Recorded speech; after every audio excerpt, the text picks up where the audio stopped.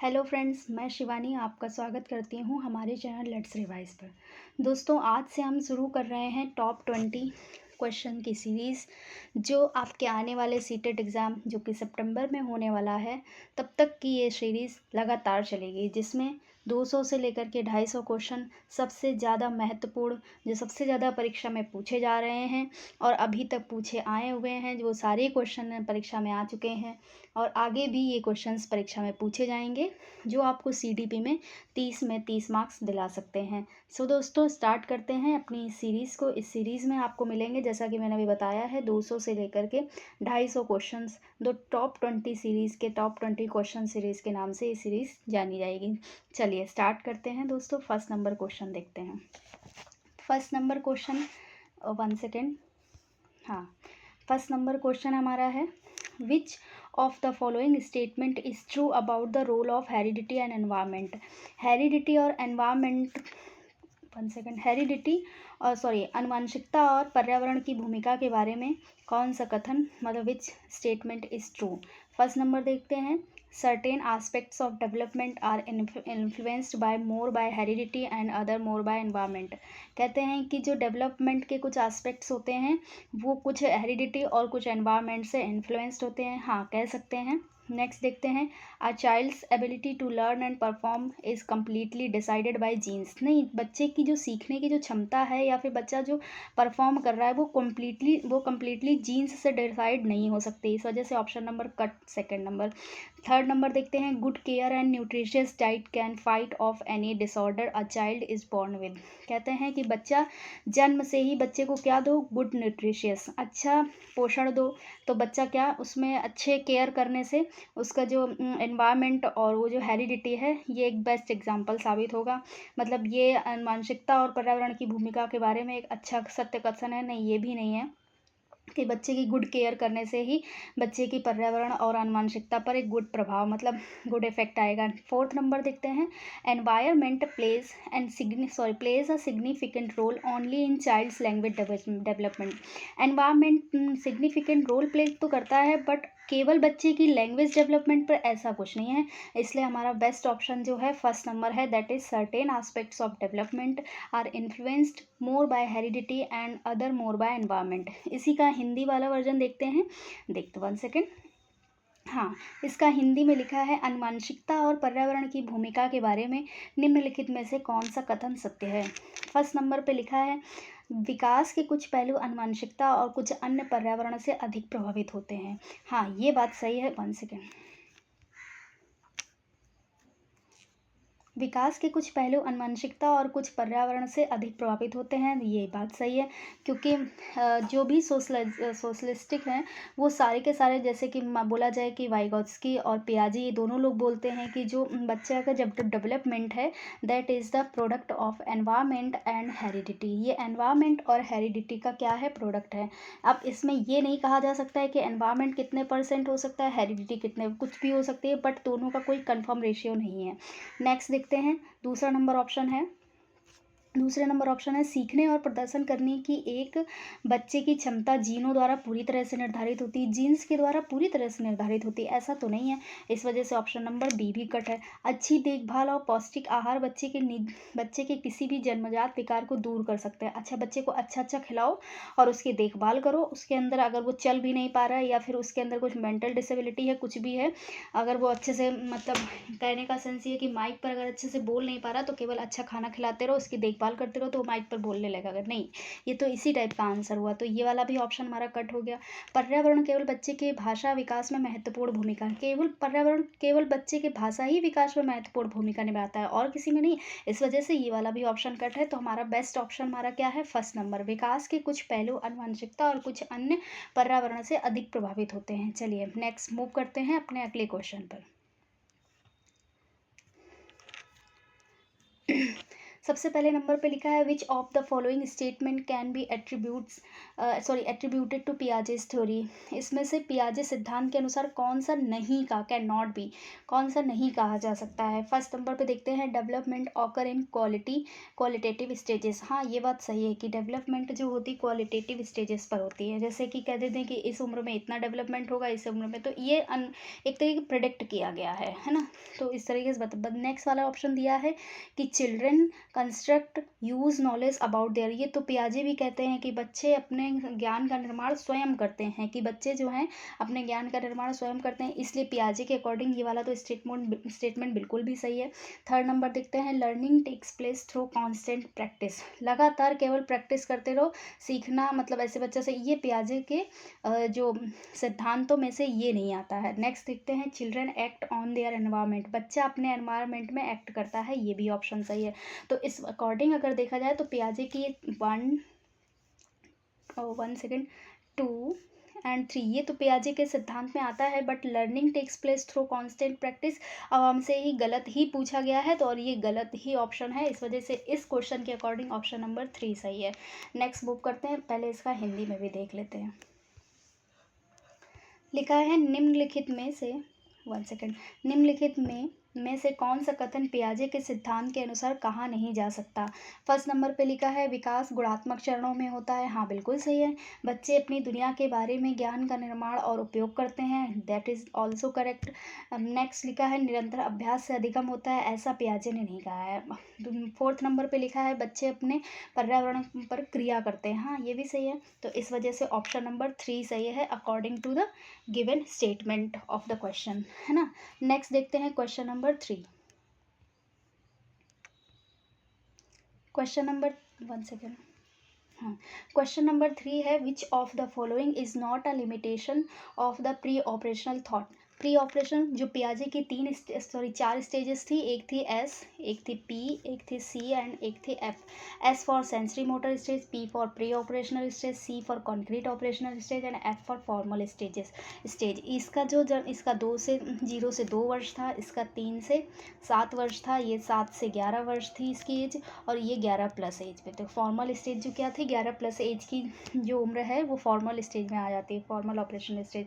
तो देखते हैं ऑप्शन क्वेश्चन को देखते हैं। सबसे पहले क्वेश्चन में लिखा है कि प्री ऑपरेशनल थॉट की कौन सी एक लिमिटेशन नहीं है, टेंडेंसी टू कॉन्क्रीट। अच्छा, नेक्स्ट देखते हैं development of the symbolic thought. तो सेंसरी मोटर स्टेज में स्टार्ट होते हैं, तो ये तो सेंसरी मोटर स्टेज का ऑप्शन है। नेक्स्ट देखते हैं ईगोसेंट्रिज्म, ये भी है। इरिवर्सिबिलिटी, दैट इज ये भी है ना। टेंडेंसी, तो ये सारे ऑप्शंस हो गए, लेकिन ये इसकी सीमा नहीं है, ये है सेंसरी मोटर स्टेज की। इस वजह से क्वेश्चन के अकॉर्डिंग देखा जाए तो ऑप्शन नंबर 2 सही है। ऑप्शन नंबर 2, इसका हिंदी में देखते हैं ज़रा। निम्नलिखित में से कौन सी पूर्व संक्रियात्मक विचार की एक सीमा नहीं है। इसमें से कौन सी एक पूर्व संक्रियात्मक विचार की एक सीमा नहीं है। नंबर 1, फर्स्ट नंबर पे लिखा ध्यान केंद्रित करने की प्रवृत्ति, ये तो है। प्रतीकात्मक विचार का विकास, ये संवेदी गामक अवस्था, जिसको अभी मैंने इंग्लिश में बोला था सेंसरी मोटर स्टेज। संवेदी गामक अवस्था की ये क्या है, सीमा है। नेक्स्ट देखते हैं अहम केंद्र, ये भी है, जिसको लिखा है अहम मान्यता। फोर्थ नंबर पे लिखा है अनुत्क्रमणीयता, जिसको बोलते हैं इंग्लिश में इरिवर्सिबिलिटी, ये भी है। तो इस वजह से ऑप्शन के अकॉर्डिंग देखा जाए कौन सी पूर्व संक्रियात्मक अवस्था की सीमा नहीं है, दैट इज ऑप्शन नंबर 2। इसलिए ऑप्शन नंबर 2 हमारा करेक्ट आंसर है। नेक्स्ट मूव करते हैं और देखते हैं अपना अगला क्वेश्चन। फोर्थ नंबर पे लिखा है play has a significant role in development of young children for the following reason except. Dash के अलावा निम्नलिखित कारणों में खेल युवा बच्चों के विकास में एक महत्वपूर्ण भूमिका निभाता है। हाँ, खेल बच्चों के विकास में एक महत्वपूर्ण भूमिका निभाता है, लेकिन इसमें किसके अलावा।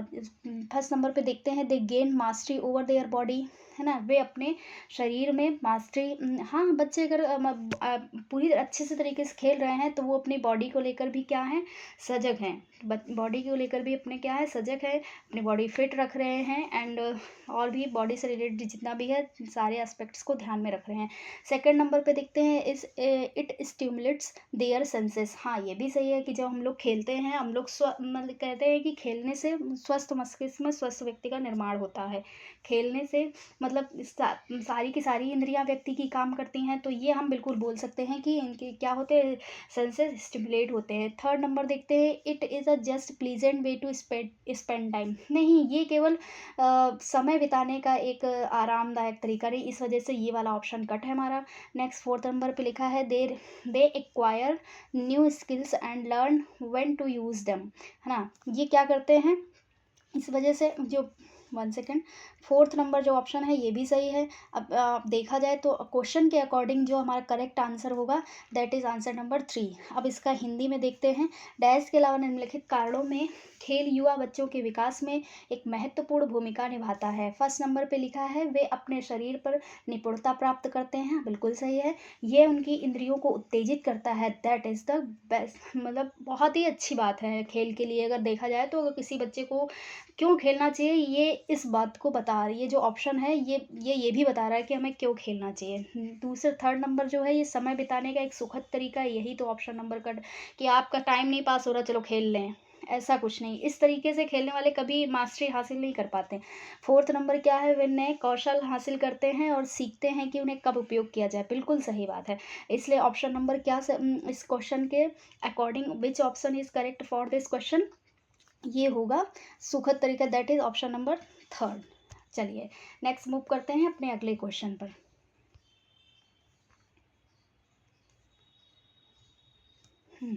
1 second, which one of the following question invites children to think critically? इनमें से कौन सा ऐसा प्रश्न है जो बच्चे को गंभीर रूप से सोचने के लिए इनवाइट कर रहा है? चलिए देखते हैं, do you know the answer to this, क्या आप इसका आंसर जानते हैं? ये तो यस और नो में आंसर आ जाएगा, इस वजह से तो ये क्रिटिकली थिंकिंग तो के लिए इन्वाइट कर नहीं रहा है। What is the right answer, इसका राइट आंसर क्या है? तो बच्चे ने जो याद किया होगा फटाफट वो उसे सुना देगा, है ना। नेक्स्ट लिखा है, you can think a similar situation. आप जैसे कि कोई भी एक टॉपिक समझाया गया, दूसरे टॉपिक को बोला गया कि आप इसी तरीके से आप इसको समझा सकते हैं, तो ये भी एक तरीके से रटा या समझाया हुआ है, इसमें बच्चा अपने क्रिटिकल थिंकिंग यूज़ नहीं कर पाएगा। नेक्स्ट नंबर पे लिखा है, what are the different way in which we can solve this. हम इसको कितने तरीक़ों से सॉल्व कर सकते हैं, कितने विभिन्न तरीक़ों से सॉल्व कर सकते हैं, यही हमारी क्रिटिकल थिंकिंग पर जोर दे रहा है, यही वाला ऑप्शन। दो थिंकिंग होती है ना, एक होती है 1 सेकेंड क्लोज्ड, एंड एक होती है और एक जो मतलब डाइवर्ज थिंकिंग, तो एक कन्वर्जेंट थिंकिंग और एक होती है डाइवर्जेंट थिंकिंग। तो इस तरीके से मैंने लर्न किया था, C for convergent thinking, D for divergent. C for convergent होता है, सी फॉर क्लोज होता है। इस वजह से कन्वर्जेंट थिंकिंग में क्लोज वाले ऑप्शन जैसे डायरेक्ट क्वेश्चन, मतलब उसमें थिंकिंग क्लोज रहती है, क्वेश्चन बोला तुरंत का तुरंत आंसर दिया। एंड डाइवर्जेंट थिंकिंग, बच्चा विभिन्न एस्पेक्ट्स में सोचेगा और विभिन्न पहलुओं को ध्यान में रखते हुए अपने बहुत सी बातों को या अपने एनवायरनमेंट को भी सोचेगा, फिर बहुत अच्छे से एनवायरनमेंट में रहकर सोचने के बाद अपने उसका आंसर देगा। तो इस वजह से ये डाइवर्जेंट थिंकिंग जो है यही एक तरीके से क्रिटिकल थिंकिंग है ना। चलिए देखते हैं इसका हिंदी में। निम्नलिखित में से कौन सा प्रश्न बच्चे को गंभीर रूप से सोचने के लिए आमंत्रित करता है? क्या आप इसका उत्तर जानते हैं? ये तो नहीं करता। सही जवाब क्या है? ये भी नहीं करता। क्या आप 1 सेकेंड, क्या आप इसी तरह की स्थिति के बारे में सोच सकते हैं? हाँ, ये भी देखो, अब सेम ही दे दिया ना, कि मतलब पहले बच्चे को बताया कि एक कोई टॉपिक था, उससे रिलेटेड बच्चे को समझाया और फिर उसी टॉपिक से रिलेटेड बच्चे को बोल दिया कि क्या आप इसी तरीके से सोच सकते हैं, तो बच्चे को पहले से ही बता दिया। अब बच्चा वो जो उसे समझाया गया बस वो वही माइंड अपना यूज़ करेगा, बाद बाकी अपनी तरफ से कोई एक्स्ट्रा माइंड या फिर कोई थिंकिंग डेवलप नहीं कर पाएगा इस क्वेश्चन से। फोर्थ नंबर पे लिखा है, विभिन्न तरीक़ों से हम इसे कैसे हल कर सकते हैं, ये सही ऑप्शन है ना। तो हम इसे विभिन्न तरीक़ों से कैसे हल कर सकते हैं, इससे बच्चा अपने क्रिटिकल थिंकिंग का यूज़ करेगा, है ना। वो चलिए मूव करते हैं नेक्स्ट नंबर क्वेश्चन पे। नेक्स्ट नंबर क्वेश्चन हमारा 6 नंबर है। 6 नंबर में लिखा है 1 सेकेंड, पेन लेते हैं। हाँ, 6 नंबर पे लिखा है which one of the following option best describes progressive education. Progressive education को इनमें से कौन सा ऑप्शन बेस्ट डिस्क्राइब कर रहा है। प्रोग्रेसिव एजुकेशन तो आजकल एनईपी मतलब सभी चाहते हैं कि बच्चों में जो एजुकेशन है वो प्रोग्रेसिव एजुकेशन प्रोवाइड कराई जाए और बच्चे उसी में ही मतलब सीखे समझे। फर्स्ट नंबर ऑप्शन है लर्निंग बाय डूइंग, ये तो एक अच्छा ऑप्शन है, बात कहिए। दूसरा लिखा है प्रोजेक्ट मेथड, ये भी अच्छी बात है। नेक्स्ट लिखा है कोऑपरेटिव लर्निंग, तो ये तो पूरा फर्स्ट ऑप्शन सही बता रहा है। फिर भी हम और भी ऑप्शंस देखते हैं। ऑप्शन नंबर जो हमारा 2 है लिखा है thematic unit, regular unit test thinking. देखिए बच्चे को रेगुलर यूनिट टेस्ट दिला करके और फिर उसमें रैंकिंग थोप देना कि आप फर्स्ट आए हो, आप सेकंड आए हो, है ना, टेस्ट लेकर के 10 आउट ऑफ समथिंग, 1 सेकंड,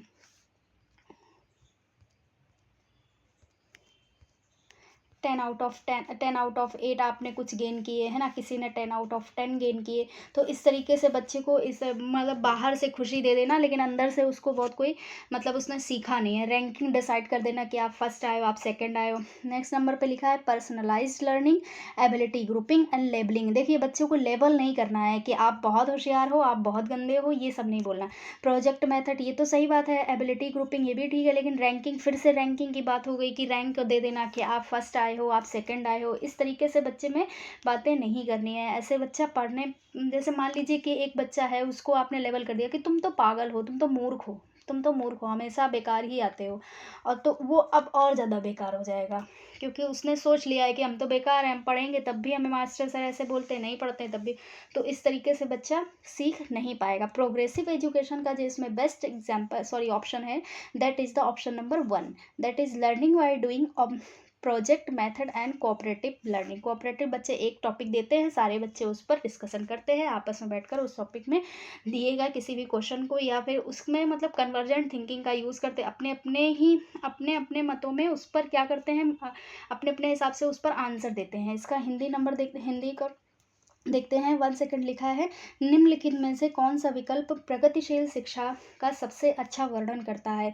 सबसे पहले नंबर पर लिखा है करके सीखना, दूसरा इसी का ऑप्शन में लिखा है परियोजना विधि, दूसरा लिखा सहयोग से सीखना, एक दूसरे के सहयोग से सीखना, यही तो बेस्ट ऑप्शन है, ऑप्शन नंबर 1।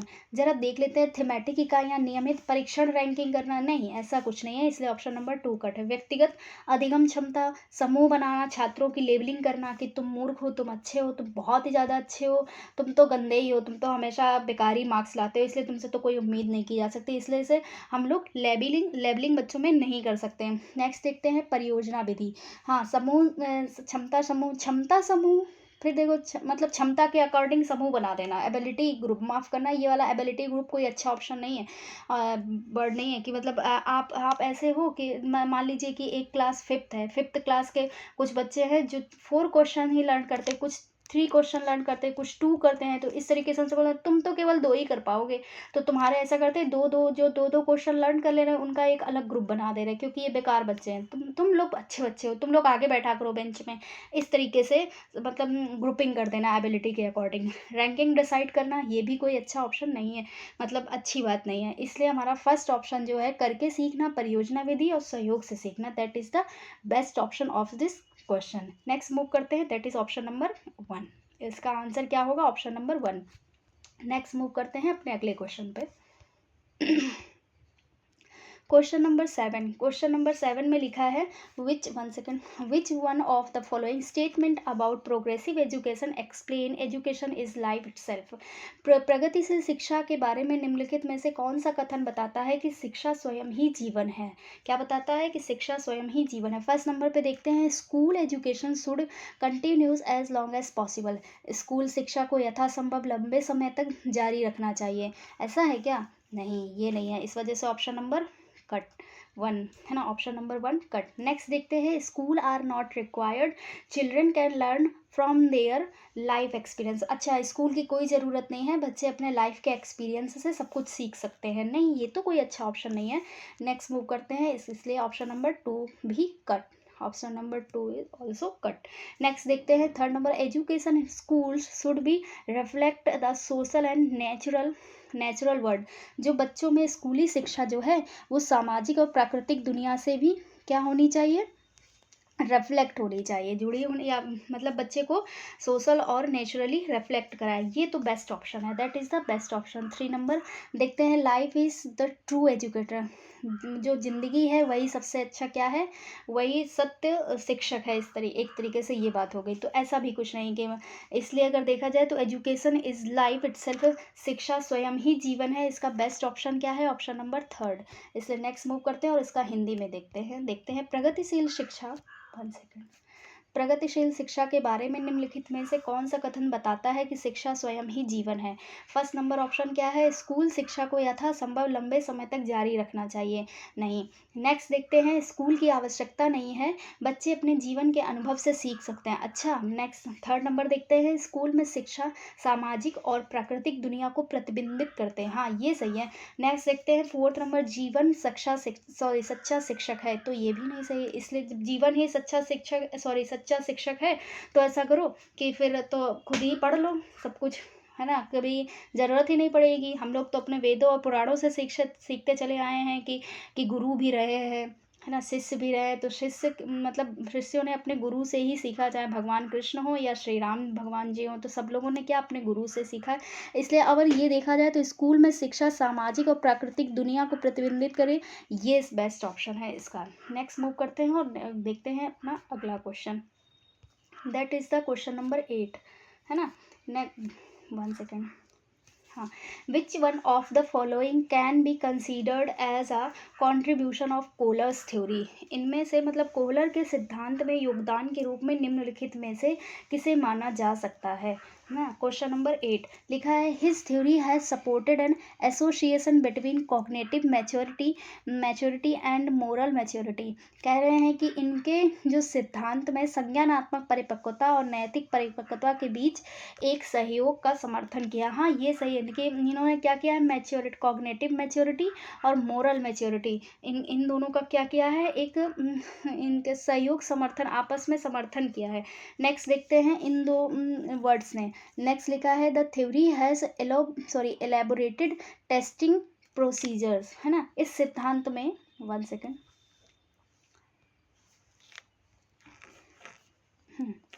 इसमें लिखा है, इस सिद्धांत में विस्तृत परीक्षण प्रक्रियाएं हैं, ऐसा तो कहीं नहीं कोहलर की थ्योरी में पढ़ा था। नेक्स्ट देखते हैं, यह नैतिक तर्क और कार्रवाई के बीच एक स्पष्ट संबंध स्थापित करता है, देखते हैं, it establishes a clear relationship between moral reasoning and education, है ना, नहीं, मोरल रीजनिंग और एजुकेशन के बीच में एक स्पष्ट संबंध स्थापित करता है, ये भी नहीं है।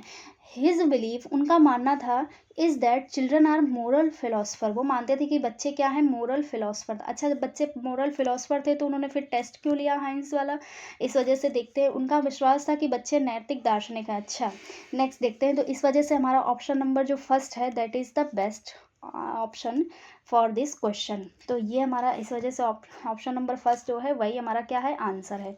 नेक्स्ट मूव करते हैं और देखते हैं अपने अगले क्वेश्चन पे।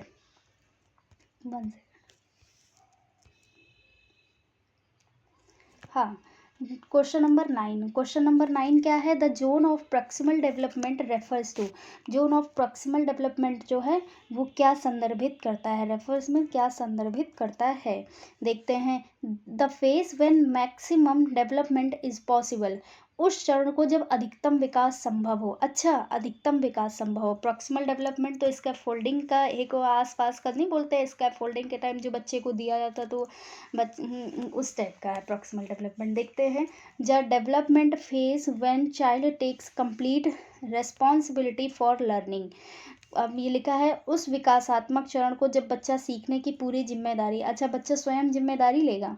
नेक्स्ट देखते हैं, अब कॉन्टेक्ट, वो तो कभी सीखने के लिए बोलेगा नहीं, अब बहुत ही ज़्यादा मेच्योर बच्चे हो तो वो खुद ही बोलेंगे हाँ हम सीख लेंगे या पूरा कर लेंगे। अब देखते हैं नेक्स्ट नंबर लिखा है, a content in which children can almost perform a task on their own with the right level of support, हाँ ये सही है कि एक संदर्भ जिसमें बच्चा, जैसे कि बच्चा अगर मान लीजिए ए लिखना सीख गया है, मान लीजिए ए बोलना सीख गया है, अब उसको क्या है कि वो ऐसे टेढ़ी मेढ़ी ऐसे sleeping line and standing line in सबको ऐसे ऐसे करके बना लेगा, तो उसका थोड़ा सहयोग कर दो तो हो सकता है कि वो ए भी बना दे।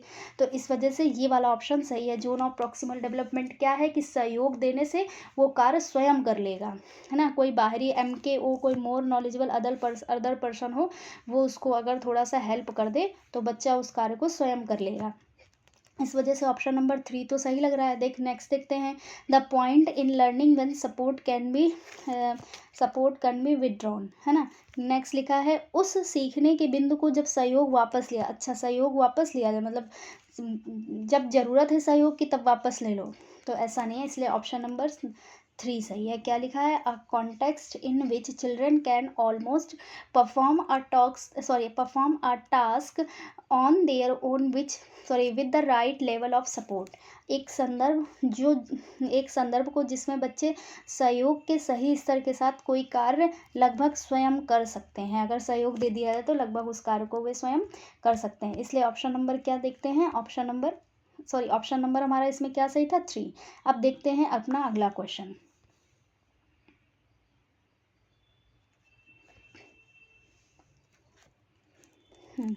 लिखा है, एन एंड्रोगाइनस पर्सनैलिटी, उभयलिंगी व्यक्ति की क्या पर्सनैलिटी है, देखा। It refers to man with feminine traits. ये लिखा है, स्त्री लक्षणों वाले पुरुष को संदर्भित करता है। मतलब एंड्रोगाइनस क्या होता है कि जो एक लड़का है लेकिन उसके अंदर कैसे गुण है, लड़कियों वाले, तो ये क्या हो जाए, स्त्री लक्षणों वाले पुरुषों को संदर्भित करता है ना। नेक्स्ट देखते हैं, नेक्स्ट नंबर पे लिखा है, has a balance of what are generally considered masculine and feminine traits. लिखा है, ये आमतौर पर माने गए मर्दाना और स्त्री गुणों का समायोजन। यस, ये सही है कि मर्दाना और स्त्री गुणों का क्या है, समायोजन। That is the generally considered masculine and feminine traits. Next देखते हैं, tends to be assertive and arrogant. ये दृढ़ में अहंकारी होने की आदत रखते हैं। ऐसा कुछ नहीं, एरोगेंट नहीं होते। नेक्स्ट देखते हैं, नेक्स्ट लिखा है, 1 सेकेंड, अभी तो 4th नंबर ऑप्शन है। लिखा है, adheres to stereotypical gender role prevalent in the society. समाज में प्रचलित रूढ़िवादी लिंग भूमिकाओं का पालन करते हैं। ऐसा कुछ नहीं है ना। कि ये क्या है, ये आमतौर पर माने गए स्त्री और पुरुष दोनों का समायोजन, दोनों के गुणों का समायोजन है। दैट इज, जिसको हिंदी में बोलते हैं उभयलिंगी, और इंग्लिश में लिखा ही है कि एंड्रोगाइनस। ठीक है, इसलिए ऑप्शन नंबर हमारा कौन सा सही होगा, option number 1 second 2, option number 2, 1 second, option number 2। ये एक बैलेंस है मैस्कुलिन और फेमिनिन के ट्रेड्स का, है ना। 1 सेकेंड। हाँ, क्वेश्चन नंबर 11 जो है वो है, children acquire gender role through all the following except dash को, बच्चे डैश को छोड़कर अन्य सभी के द्वारा लिंग भूमिकाएं ग्रहण करते हैं। 1 सेकेंड, सॉरी। फर्स्ट नंबर पे लिखा है, मीडिया को छोड़कर, अच्छा, सोशलाइजेशन को छोड़कर, नेक्स्ट कल्चर को छोड़कर, है ना। और अगर इसका 4th नंबर ऑप्शन देखा जाए, ट्यूटरिंग कह रहे हैं। आप इसको एक बार फिर से पढ़ने के ट्राई करते हैं। क्या लिखा है, बच्चे डैश को छोड़कर अन्य सभी के द्वारा लिंग भूमिकाएं ग्रहण करते हैं। अच्छा, जैसे कि समाज में, हाँ, मीडिया के सामने लिंग भूमिकाएं ग्रहण करते हैं, सही है। सोशलाइजेशन में भी, कल्चर में भी, ट्यूटरिंग में नहीं। जैसे पढ़ाने लिखाने में नहीं होता है कि नहीं तुम लड़की हो तुम लड़का हो, इस तरीके से तुम्हें नहीं सिखाएंगे, सिर्फ लड़कियों को सिखाते हैं, सिर्फ लड़कों को सिखाते हैं। तो जो ट्यूशन है, children acquire gender roles through all the following except tutoring को छोड़कर बाकी सब में वो क्या, लिंग भूमिकाएं ग्रहण करते हैं। नेक्स्ट मूव करते हैं अपने अगले क्वेश्चन को। That is the question number 12। Question number 12 क्या है, क्वेश्चन नंबर 12 में लिखा है, one of the following critics of standardized test has been that, है ना। मानकीकृत परीक्षणों की आलोचना में से एक यह है कि क्या है, they represent largely the mainstream culture and are therefore biased, है ना। नेक्स्ट देखते हैं, अच्छा, their language is difficult to understand, उनकी लैंग्वेज क्या है, समझने में थोड़ी क्या है, डिफ़िकल्ट है। The test can not be administered on large population, जो उनका टेस्ट है वो बड़ी पॉपुलेशन के लिए एडमिनिस्टर्ड नहीं है। तो देखते हैं अगला, देखते हैं। They do not give a clear picture of a child's ability, ये बच्चे की क्षमताओं की एक क्लियर पिक्चर नहीं देते हैं। अच्छा देखते हैं इसमें ऑप्शन नंबर हमारा कौन सा सही है। ऑप्शन नंबर, हिंदी का भी पहले देख लेते हैं। हिंदी में लिखा है, 1 सेकेंड। मानकीकृत परीक्षणों की आलोचना, मानकी जो स्टैंडर्डाइज्ड टेस्ट होते हैं उनकी आलोचना में से एक यह है कि वे मुख्य रूप से मुख्य धारा की संस्कृति का प्रतिनिधित्व करते हैं, इसलिए पक्षपाती हैं। मतलब किसी एक संस्कृति के बारे में केवल बोलते हैं। मतलब हर, मान लीजिए कि बच्चा है, पूरे भारत में तो अलग भिन्न भिन्न प्रकार की संस्कृतियाँ हैं, तो हर एक संस्कृति पे सेम ही बात फॉलो नहीं होती है। अगर एक बच्चा असम का रहने वाला, एक तो मान लीजिए एक नॉर्थ इंडिया का, एक साउथ इंडिया का है ना, तो ये नॉर्थ वाला का कुछ अपने अलग ट्रेड्स और उनके अपनी अलग कल्चर हो गए, साउथ के अपने अलग है। तो एक ही, मतलब अगर एक ही तरीके से समझाना है, बताना, या स्टैंडर्डाइज जो टेस्ट होता है उससे बच्चे में परीक्षण लेना, वो दोनों में एक जैसे तरीके से हम लोग नहीं ले सकते। मतलब एक ही संस्कृति को ध्यान में रखते हुए बना दिया गया है, इस वजह से ऑप्शन नंबर ये सही होगा। अब नेक्स्ट देखते हैं, नेक्स्ट नंबर क्या है, 13 नंबर। नेक्स्ट 13 नंबर लिखा है, the theory of multiple intelligence says, जो एकाधिक बुद्धिमानी का क्या लिखा है सिद्धांत, मल्टीपल इसे बहुबुद्धि जो सिद्धांत, वो क्या कहता है, वो क्या बताता है। Intelligence can be rapidly accelerated, बुद्धि तेजी से बढ़ाई जा सकती है। ऐसा कुछ नहीं है उसमें, क्या बुद्धि तेजी से बढ़ाई ऐसा कुछ बताया गया। कौन थे वो, मल्टीपल बुद्धि का सिद्धांत किसने दिया है, गार्डनर ने। नेक्स्ट देखते हैं, intelligence can be several kinds, हाँ जो बुद्धिमत्ता है वो अलग अलग प्रकार की है, जो एट टाइप्स की उन्होंने बताई हुई है। कितने टाइप्स की बताई है, 8 टाइप्स की बताई। नेक्स्ट देखते हैं, paper pencil test are not helpful, अच्छा पेपर पेंसिल टेस्ट ये तो अब मैच भी नहीं कर रहा ऑप्शन बिल्कुल। नेक्स्ट देखते हैं 4th number, intelligence can be multiplied with effective pedagogy, effective pedagogy का क्या है, गुणनफल है। अच्छा देखते हैं अब इसका हिंदी में क्या लिखा है, एकाधिक बुद्धिमानी का सिद्धांत कहता है, मतलब बहुबुद्धि का सिद्धांत कहता है बुद्धि तेजी से बढ़ाई जा सकती है। बुद्धि कई प्रकार की हो सकती है, पेपर पेंसिल परीक्षण सहायक नहीं है, प्रभावी अध्यापन के लिए बुद्धि बढ़ाई जा सकती है। अच्छा ऐसा कुछ नहीं, फिर देखते हैं इसका जो बेस्ट ऑप्शन है, दैट इज़ द बुद्धि कई प्रकार की हो सकती है। Intelligence can be of several kinds, बुद्धि के कई प्रकार हैं, जो कि गार्डनर जी ने बताए भी हैं। कितने हैं, 8 टाइप्स, बुद्धि के कितने टाइप हैं, 8 टाइप। नेक्स्ट मूव करते हैं, next number question, 14th number question. 14th number में लिखा है, teacher can be utilize both assessment of for learning and assessment of learning. देखिए assessment for learning, assessment of learning क्या है, देखते हैं। शिक्षक सीखने के लिए मूल्यांकन और सीखने के मूल्यांकन दोनों का उपयोग कर सकते हैं। कब कर सकते हैं, देखते हैं।